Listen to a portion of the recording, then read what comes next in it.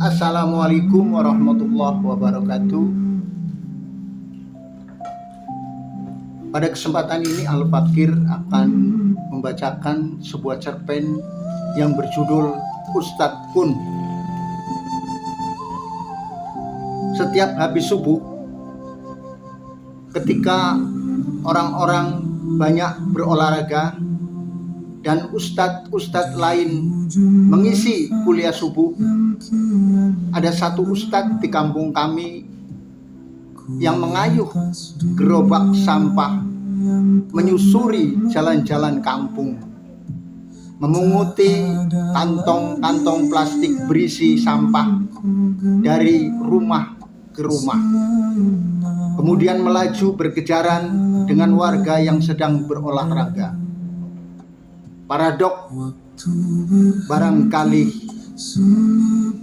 satu sisi ia dipanggil Ustadz Kun, tapi pada sisi yang lain ia membawa sampah, barang bau, barang kotor, dan tak disenangi orang karena baunya. Orang-orang ada yang memanggil juga Ustadz Sampah, tetapi Ustadz Kun tak pernah marah dengan panggilan ini. Nama lengkapnya Kunali, bukan nama Arab yang umum yang biasa dipakai nama Ustadz. Tapi ia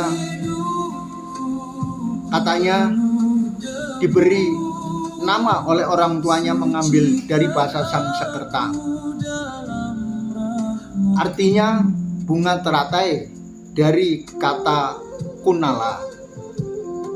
Dalam bahasa Sanskerta, teratai melambangkan kesucian, ketenangan,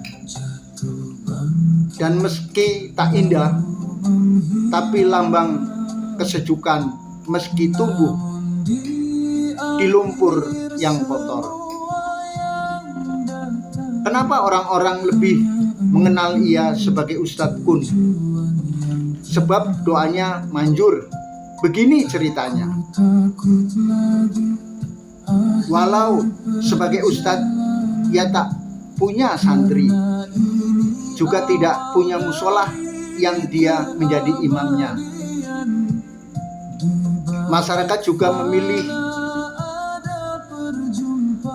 julukan lain kepada Ustadz Kun, yakni Ustadz Gobet, dinggo angger kepepet. Di masjid kampung ia juga tidak kebagian sebagai khotib Jumatan. Ia cuma kebagian adzan Jumat. Walaupun ia lama di pondok pesantren, mungkin sejawatnya atau pengurus masjid agak segan pada profesi utama sang ustadz yang sebagai tukang sampah.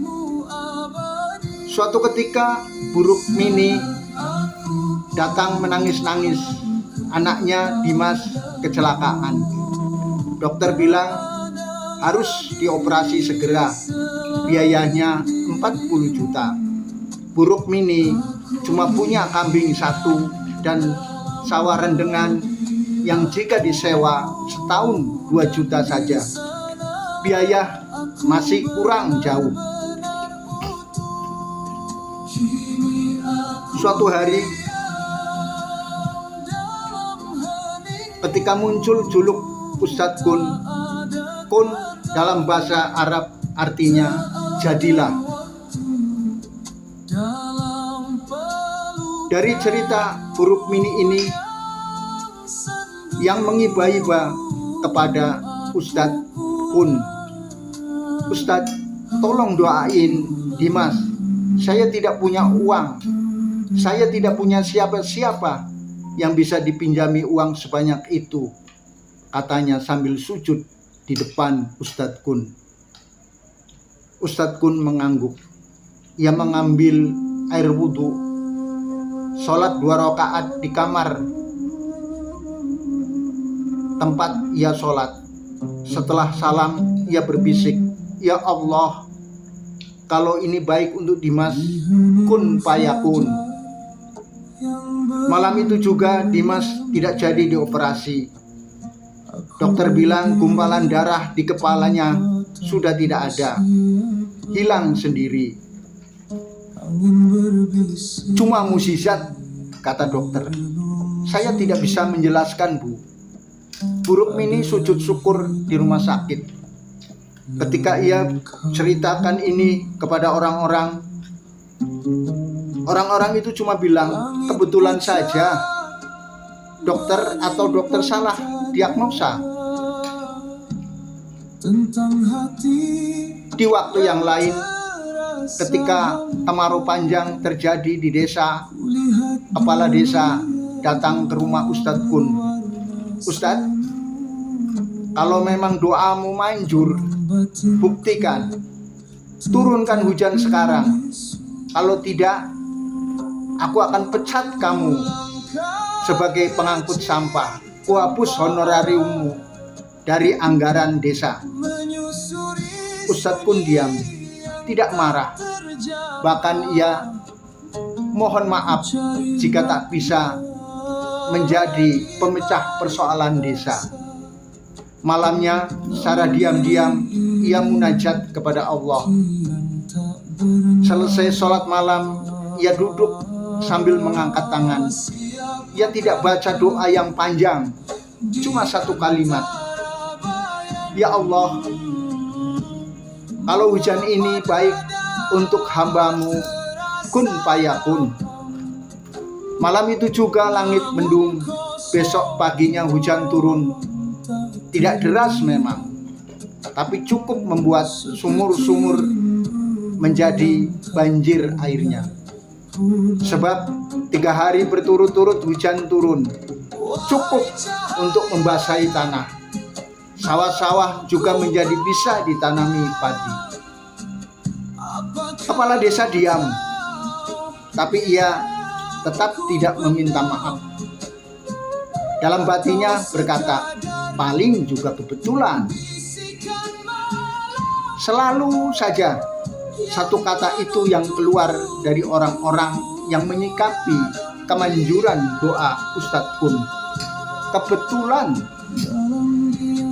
Ia pun tak marah karena ia takut jika terkena penyakit ujung. Aku bukan siapa-siapa. Aku cuma minta. Kalau Allah bilang kun, maka jadilah. Kalau Allah bilang tidak, maka itu juga yang terbaik. Jangan sembah doaku, tapi sembahlah yang mendengar doaku. Ia cuma belajar satu kata, kun, jadilah. Tetapi yang bilang kun bukan Ustadz Kun Ali. Ia cuma jadi orang yang paling percaya bahwa kalau Allah sudah bilang kun, maka tidak ada yang bisa bilang tidak.